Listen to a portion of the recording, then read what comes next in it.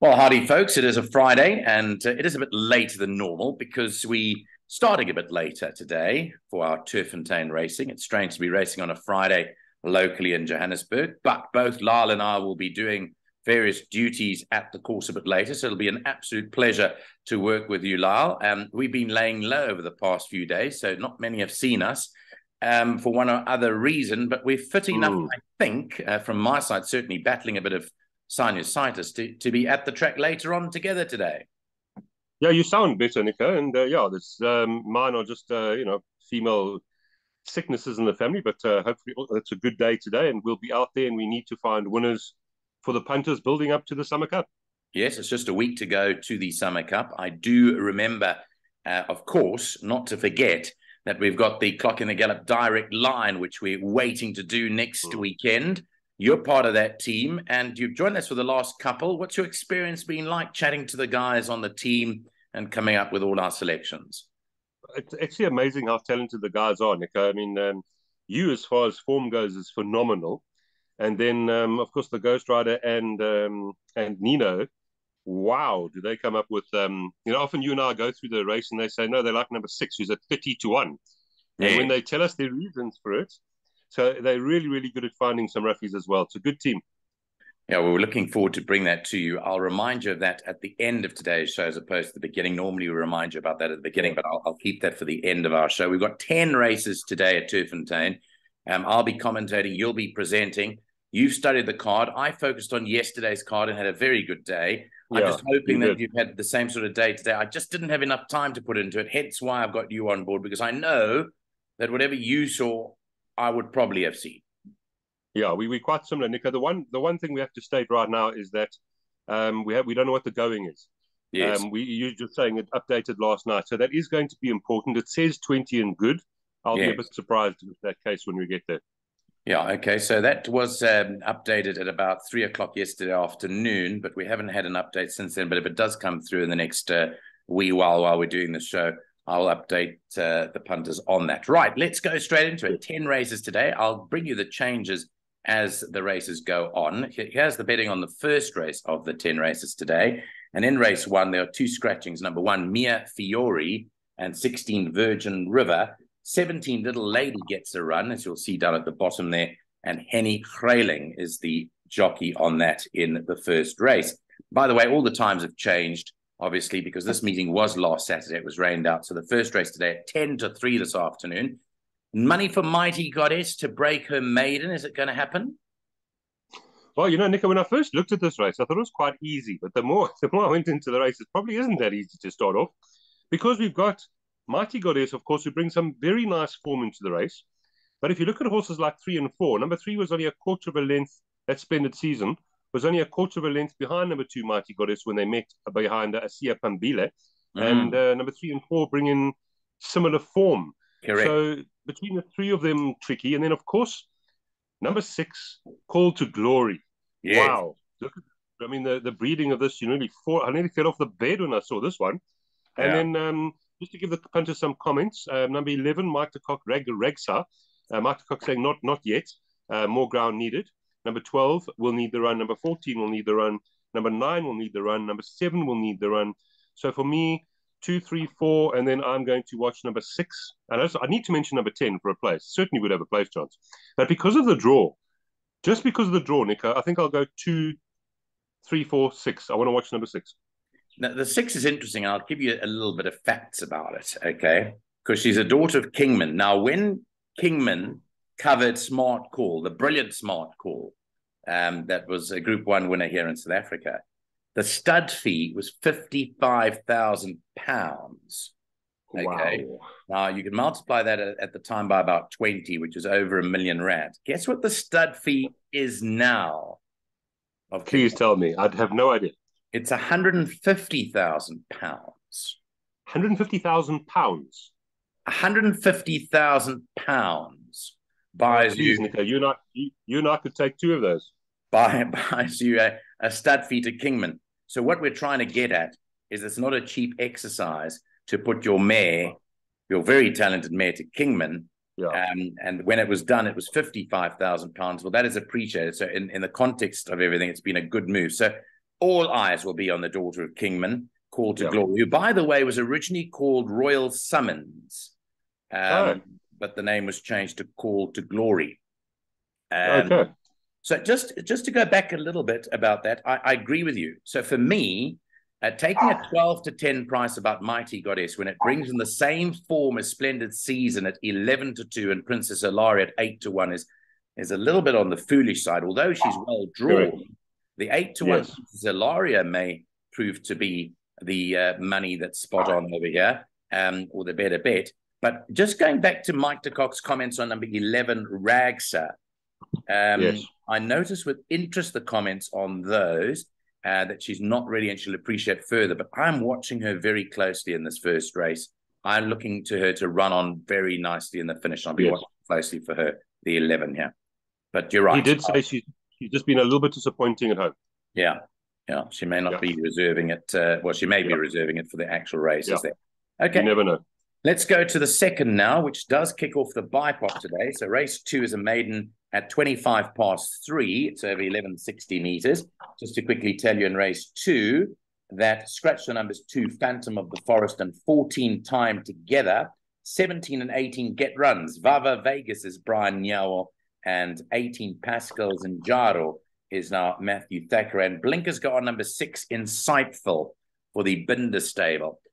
Right, tell us your thoughts here. Munchkin, 5 to 10, appears all the rage and has been all the rage in the couple of times that he was meant to be at the course, but he didn't arrive. And then the one time he did arrive when he was beaten by the 100 to 1 outsider, Kian the Conqueror. Nico, we don't like tipping 5 to 10s, but I really do think Munchkin will get it right today. Lucky Samanga, we've heard about this horse before he even arrived. He travelled oh so well last time.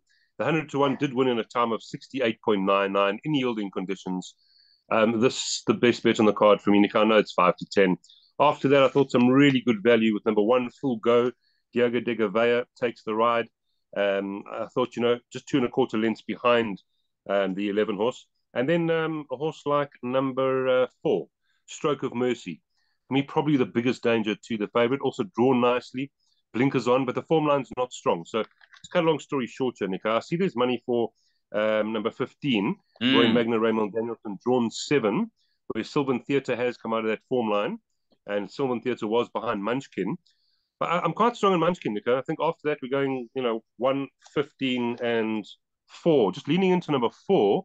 I think a place on number 4, even though the form lines aren't strong, with that draw, could be a good value bet, place-wise.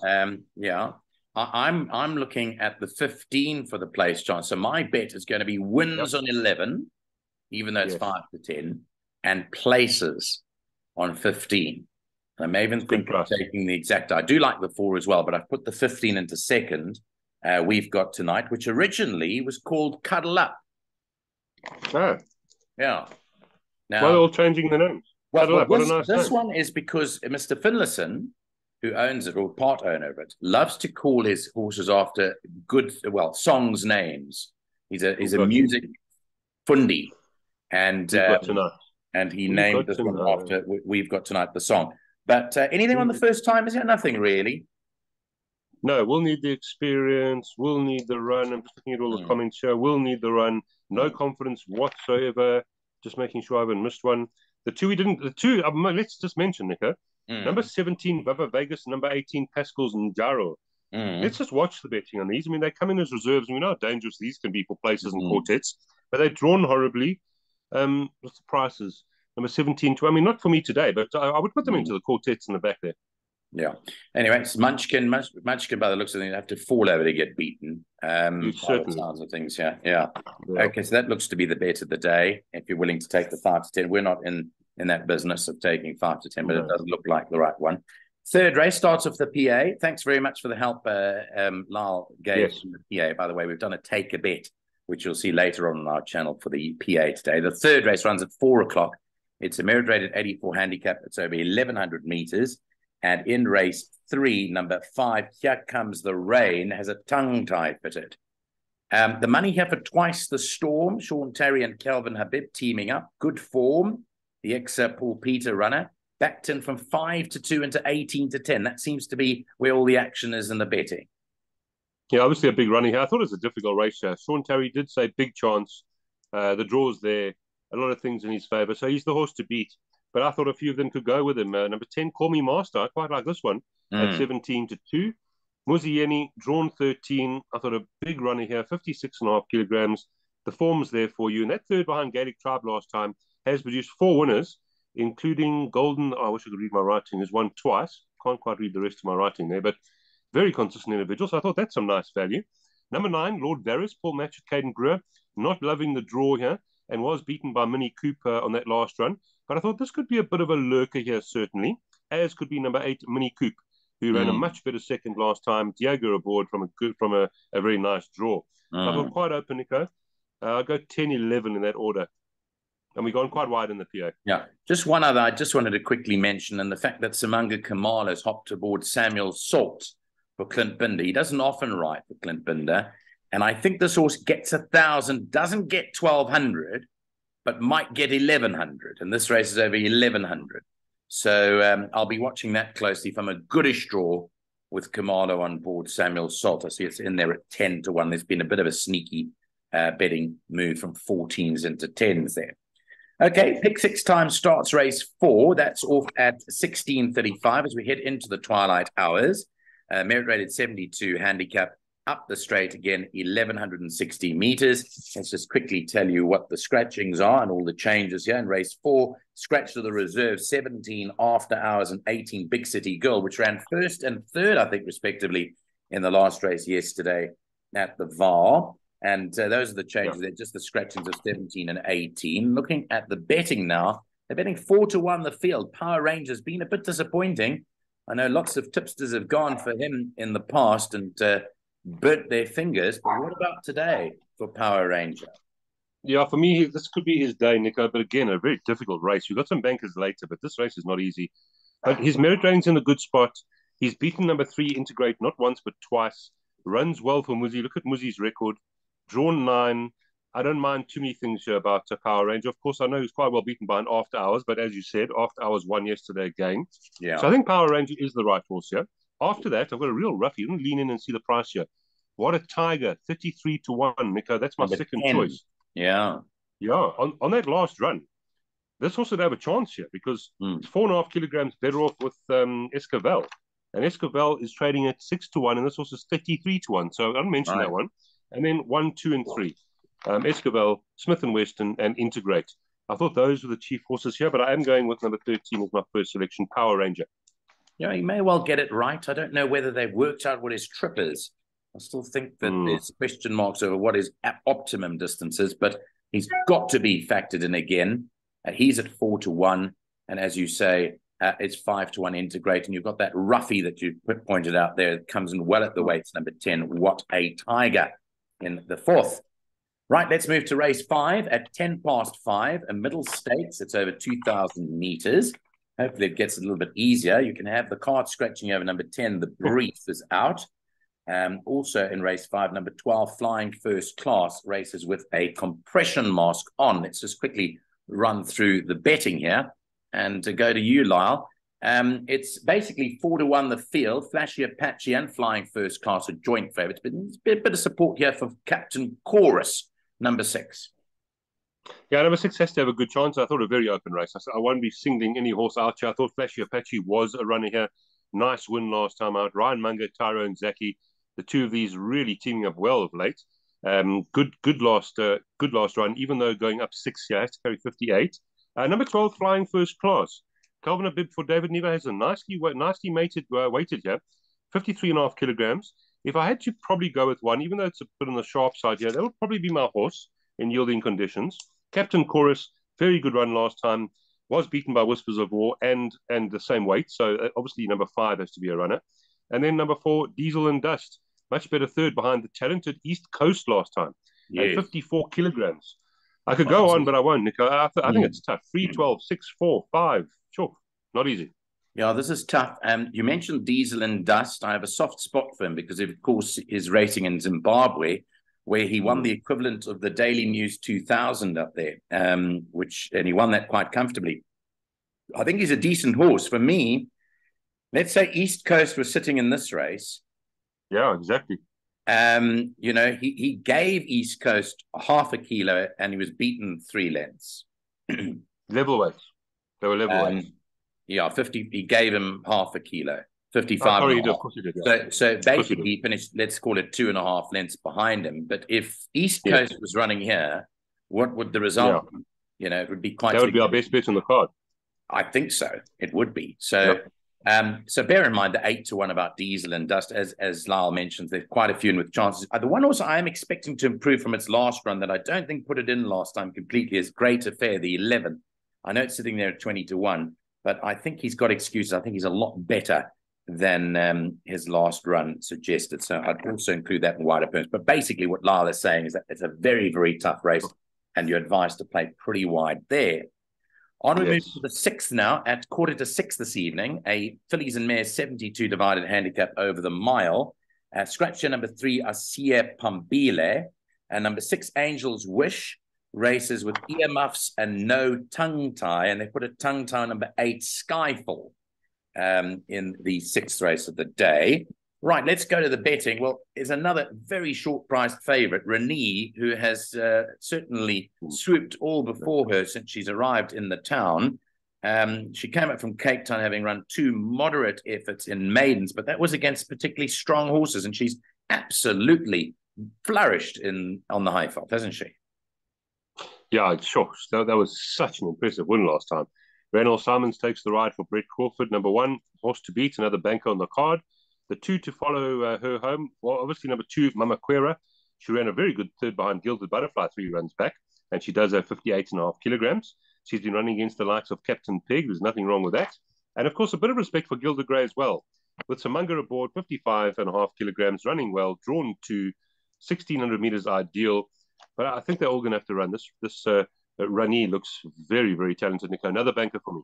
Okay, banker there for Lyall, the 5-10 Renee, number 1 to make it 3 wins in a row. Gilda Grey runs well for Kamala, 2 rides, 2 wins on Gilda Grey, and that is the clear second choice. And Mackerel Blossom is third favourite, 8.5-1. But Lyall putting all his eggs there in the Renee basket. Then we move on to the feature race, race 7, the Grade 3 tab for racing Fillies Mile, 200,000 Rand at stake. The race goes off at 6:20 this evening, and it is over the 1,600-meter trip. Just quickly updating the changes because they do come through thick and fast. There's no scratchings in the 7th. Number 1, River Carrares has a tongue tie. Number 3, Rock the Fox has a tongue tie. And blinkers go on number 6, which is Kill Shot. So here's the betting. Bless My Stars is the second favourite because the money has come for number 9, Bonete, who's the daughter of Karari, who is so exhilarating on debut. She really was exciting to watch. She spread away from them on the Vaal Classic track to win comfortably, and she's the granddaughter of the mighty Ella de Vittoria. So she's 2-1 with Bless My Stars easing 33-10 and a bit of support for Rock the Fox to 5-1. Yeah, this for me the most exciting race in the card, Nico. What a race! This Bonete, Mike is openly really impressed with her, and he says she's a very, very good horse. That's the daughter of Kawari. What a win. Oozes talent. The only question marks here, she's taking on some real little decent individuals, so I don't think it's one-way traffic for her. But if she's going to go on and become a Grade 1 winner and a little superstar like Mommy and Granny and everyone, then she'll probably need to win a race like this. But she'll have to beat number 2, Bless My Stars, I thought, Nico. That third behind Canadian Summer, Group 1, outstanding performance. Very good run last time. Sean Terry did say third run after rest, drawn 8, big runner from his mouth. Number 5, none other. Not the worst races the last few either. She had excuses against Captain Canadian Summer. I think she ran third to Captain Pig, close up behind Miss Daisy, 3 1/4 lengths. I think she's going to improve more. And then obviously number 3, Rock the Fox. Sean Terry saying 2 good runs, 1,600 meters should be ideal. And of course, I don't need to chat about the Canadian Summer form line. It's there. And then just one more, Nico, the 10, Berengaria. Very good value here at number 10, at 25-2 for a place. But long story short, Nico, my heart's going with number 9, but my brain's going 2, 5, and then 9. Okay, so 2, 5, 9. Are you shortlisting a few more there in addition to Bonete, who's taking a big jump straight from a maiden into a Grade 3?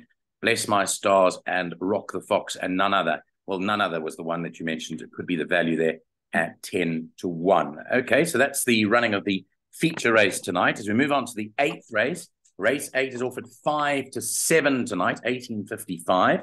A fillies and mares 90 divided handicap, and it's over the 1,600-meter trip in race 8. Scratches number 6, Simple, comes out. And then number 8, Splash of Green. The pacifiers replace the blinkers, so no blinkers but pacifiers, and a tongue tie as well on number 8, Splash of Green. 12-10 about Crimson Princess for the Finch family and the Fortunes.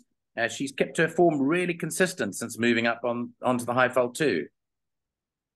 Yeah, another little good, decent race, this one. And yeah, it's another banker on the card for me, Nico. Crimson Princess, I think take a few with her as a banker and then cover yourself. Ryan Munger, Ashley Fortune, she does have 61.5 kilograms, but I think she deserves it. That second by an Emirate Gina was a good one. Of course, Gilded Butterfly came out and won again. She's got some really nice form. She's got the draw. She's got the course experience. Big runner and possible banker. If you're looking to beat her, obviously number 5, Magical Flight, Calvin Abib. Sean Terry did say good run, expecting a good run here.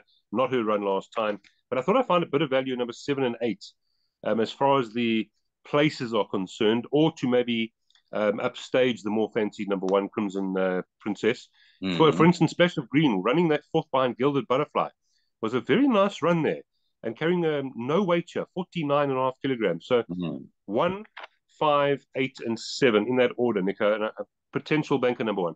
Potential banker Crimson Princess to beat a Magical Flight, Splash of Green, and Sharon Gorma. I know Sharon Gorma has been ultra disappointing for Her Serene Highness Princess Charlene. I speak to Mike Woodstock about this filly all the time. They thought she was an Oaks filly, and she just proved to be a massive disappointment to them. So maybe she pitches up today, but she is a horse that I'll be keeping an eye on as well, Sharon Gorma. Yes.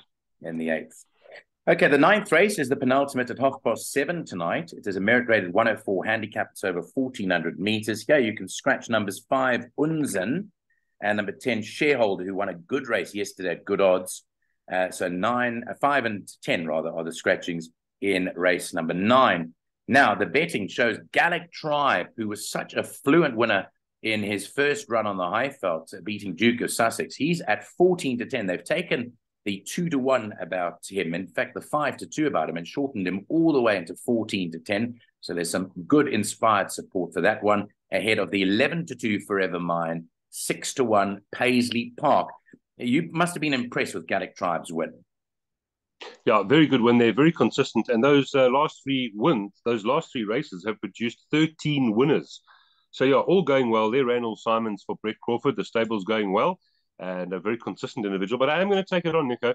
I'm not going to betray my number 1 Forever Mine. Yes. This horse has been extremely good to me. Now, he went too far last time. The 16 from that draw, blah, blah, blah. That's not his run. He's drawn to, Muzi's aboard.